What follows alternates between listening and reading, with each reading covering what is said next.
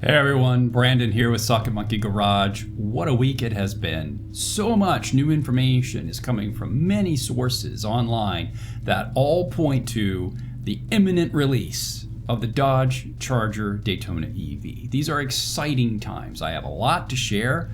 Several new videos have dropped. Reviews are pending. We'll get into those later. I'm also going to share an update on my own personal journey as I work to acquire one of these new Dodge Charger muscle EVs. So if you could, like and subscribe, and then let's get started.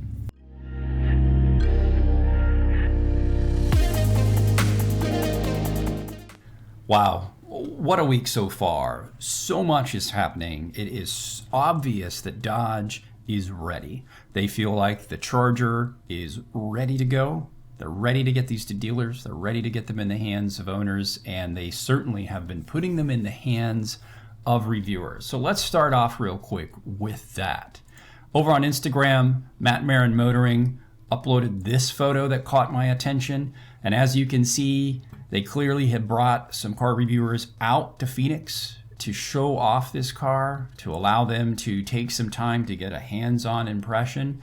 And come December 12th, 12:01 a.m., I might stay up to see this, they are going to lift the embargo and we will finally start to see third-party reviews of this car. Now, I know if you're like me and you've been following these for a while, you've probably seen on Instagram there are other reviews. We have Auto SRT here, clearly doing some fast feedback reviews of the Charger Daytona EV, as well as Renstone has posted this gorgeous photo of two together off of Woodward here.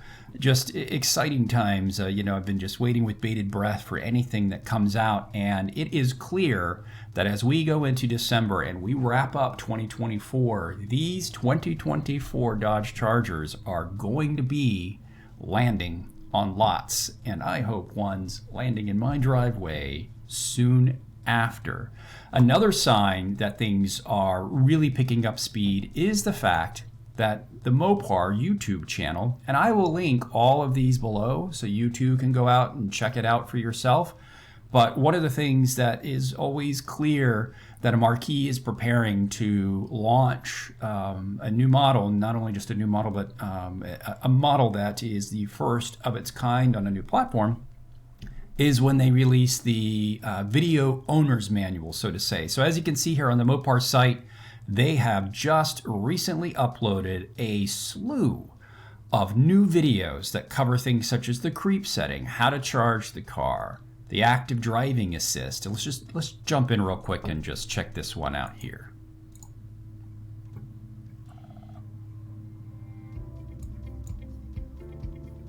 If equipped, Active Driving Assist is a driver assistance feature that helps maintain. I'm loving the UI. Guys that worked on this. The system operates at Good speeds job. of up Well to done. 90 It's miles per hour gorgeous. or 145 kilometers per hour when lane markings are detected. To activate ADA, you must be driving with your hands on the steering wheel. Push the ADA Look at button that big on chunky the right steering side wheel. of the That is steering going to wheel. feel good in your If hands. adaptive cruise control was previously disabled, it will be enabled along with the Active Driving Assist.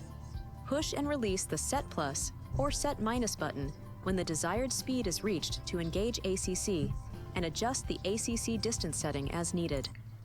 All right, so this is great. This is stuff that several of us over on the Dodge Daytona Owners Forum, these videos, I believe, are going to start to answer a lot of the questions that we've had that we just haven't been able to get some definitive insights into. I will be going through these in detail myself, and will most likely upload a video covering the ones that I find most interesting. On to more regarding the reviews that are currently happening or happened in Phoenix. As you can see here, Alex on Auto also is kind of giving a little bit of a leak, perhaps a little bit of a pre-embargo preview here of that event. Let's just check it out. Charger is being replaced by the new 5-door Charger, but let's take a look at the Challenger so you can see exactly how they compare here. Interestingly, the new Charger is significantly bigger than the Challenger was, but you can see that they are definitely different kinds of retro. The Challenger has much more of a classic muscle car kink back here. As a in the Challenger rear, lover, I whereas we love get seeing this little bit type more of an stuff. elegant style I was line, I would curious to say, see how in it the would new compare. Charger right there. It's In clear terms of that the length, wide body the new Charger stance is is 206.6 just inches as long. cool as the Definitely wide body on the significantly outgoing longer than generation this of Challenger Challengers. here.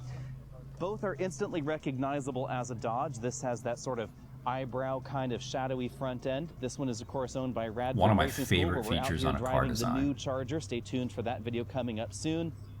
This one is the Scat Pack. You can see the very muscular hood there. The big tacked on fenders. It was never the biggest, wider than the Challenger was, about 8 or so inches longer. Yep. And you can really see the difference here. Look how the long Charger's proportions are such that that at first front glance, window it looks is. like it might be lower to the ground than the Challenger. In reality, it's not. I think just it's a due to great the length stance. and the size Let me of know the what you vehicle. think Up front, down we have below that in the very comments. And different while you're front down end there, look. why don't you go Because ahead and this is the like and electric version of the subscribe? I Charger, would we appreciate have it. the Arrow wing up front as well. You can see that we have that very sleek front end design, but much more of a modern twist without the I rounded love headlight that look. I've designs. always Again, loved that kind very of well integrated recessed, fenders, no overhanging tacked on brow fender flares or on the anything front like end of that. a car. This It has particular model always is the appealed to RT me. Stage 1, so we get 496 horsepower. There's also a Stage 2 with 640.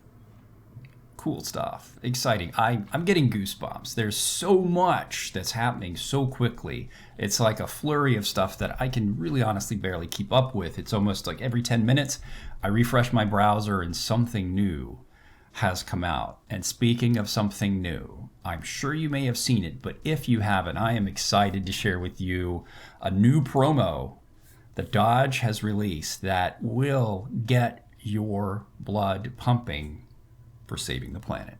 Let's watch. We aren't building electric vehicles because it's trendy. We're building them to make a difference, to protect our future and our children's future. We're building electric vehicles to save our planet, to save it from all those lame, soulless, weak-looking, self-driving sleep pods everyone else keeps polluting our streets with.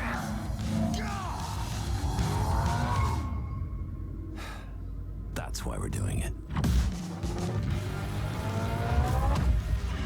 You may or may not catch me driving a lot like that in the coming weeks.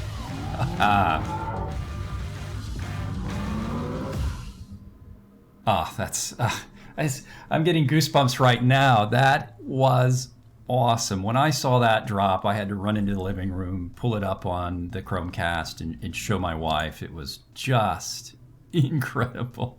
I love the kind of diametrically opposed sort of viewpoints in that, obviously electric vehicles are touted as being a way that we can combat what is, attributed to the human element of climate change. But, as someone who owns a couple of EVs himself, this Charger for me has nothing to do with that. It is all about these looks.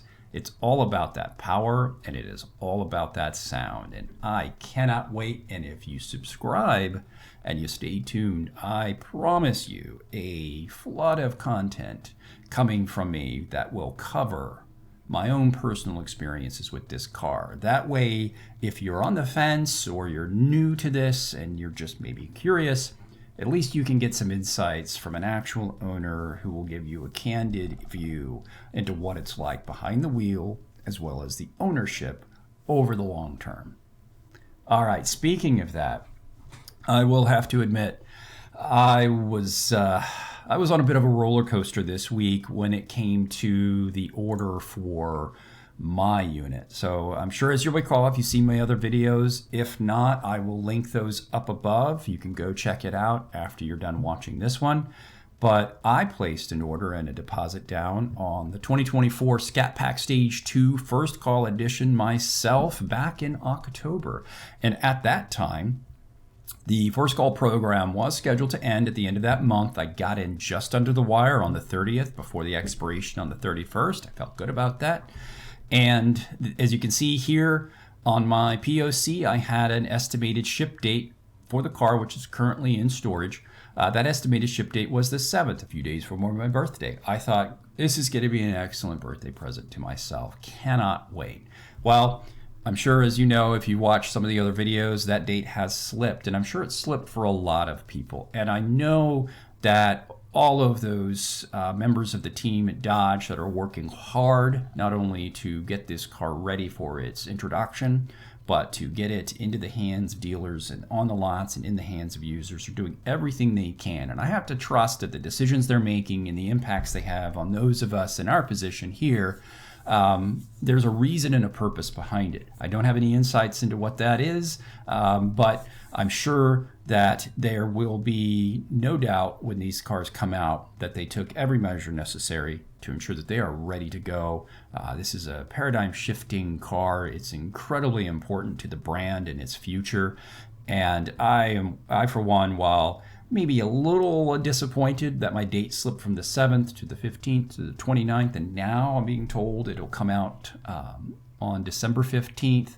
I'm sure that there are really valid reasons that perhaps maybe once that happens, we can gain better insights into, but that's really not the point of what I'm talking about here.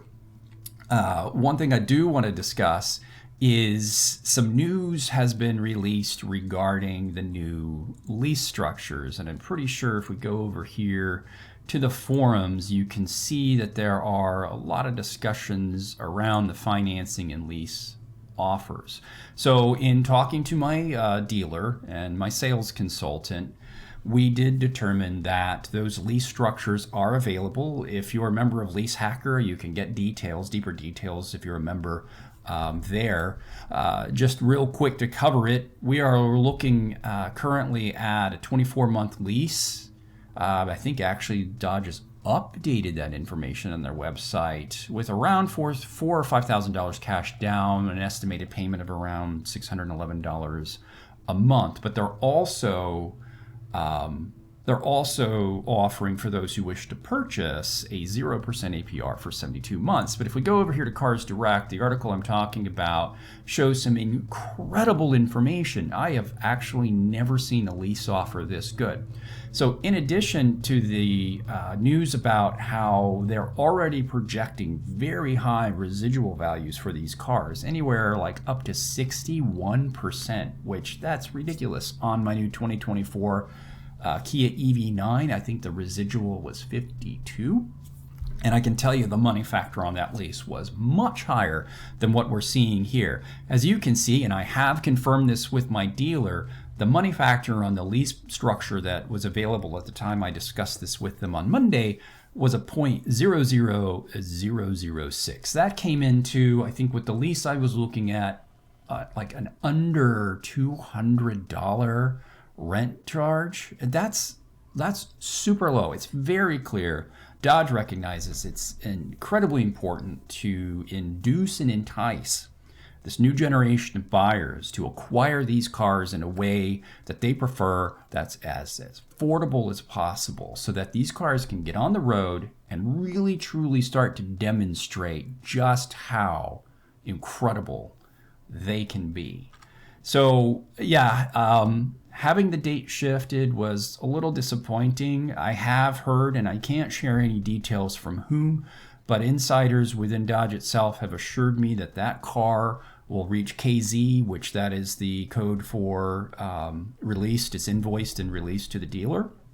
Should KZ before the end of the year, which I personally need to have happen, and I need to acquire this car for tax purposes for my LLC. I need to have this car in my hands prior to that time. So I'm very happy to hear that and very excited with all of this news. I hope it's excited you too. I'm really glad that you joined me. I hope you join me again. And in order to do that, if you could go down there and hit that subscribe button, it would mean a lot. If I can get 500 subscribers, I can monetize this channel, which will open up a new revenue stream for me to acquire not only the car, but also acquire what I'm expecting to be a flood of new aftermarket products that I would love to test and review so that I can save you the time and effort and money and focusing in on the ones that really truly matter. So again, this is Brandon. It's Socket Monkey Garage. Thanks for watching.